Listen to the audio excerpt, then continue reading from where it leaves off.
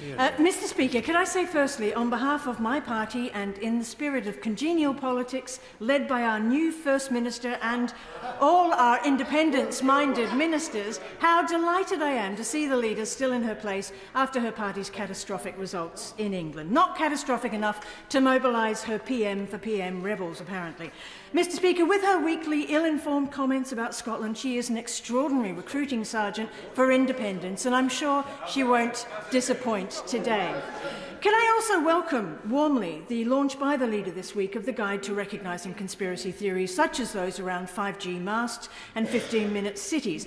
It'll be useful reading for some of the members on our own benches and perhaps those on Labour's increasingly busy right wing. Now, given her personal interest and what's supposed to be a central role of this House in protecting democracy and protecting us, will she be pressing for a wider debate on disinformation and the malign influence of secretive media, social media groups that perpetuate these damaging myths? I'm thinking, for example, of the 36 so-called grassroots Facebook groups I raised with the Prime Minister last week, forums full of vile racism, conspiracy theories and Islamophobic abuse of Sadiq Khan, all with links to Conservative Party HQ staff, activists and even politicians. Now, there's reason to suspect similar groups are quietly spreading their poison across the UK, including in Scotland. Wouldn't the leader agree this needs to be investigated and brought to light, not laughed off, as the Prime Minister did? Now, last week I also asked the leader about the chaos of the Tory trade tax, the border checks Brexit requires now, or as former Tory ministers have called it, that act of self-harm on the UK.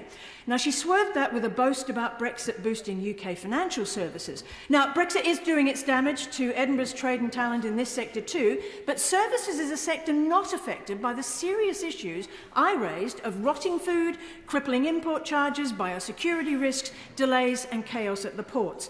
The leader and the shadow leader might be content to ignore the exporters and importers, the farmers and fishers whose businesses have suffered, while she pretends all is well at the Brexit front.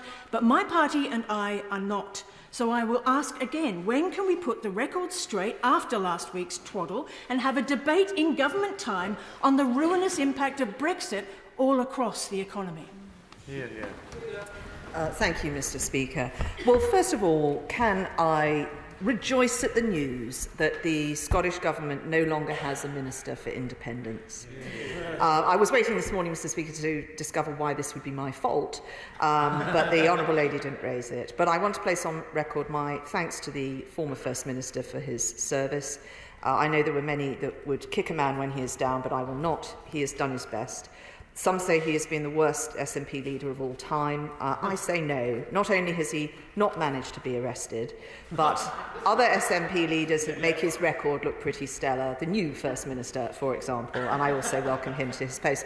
Can I also, in all seriousness, welcome the Honourable Lady's support for the education pamphlet on conspiracy theories.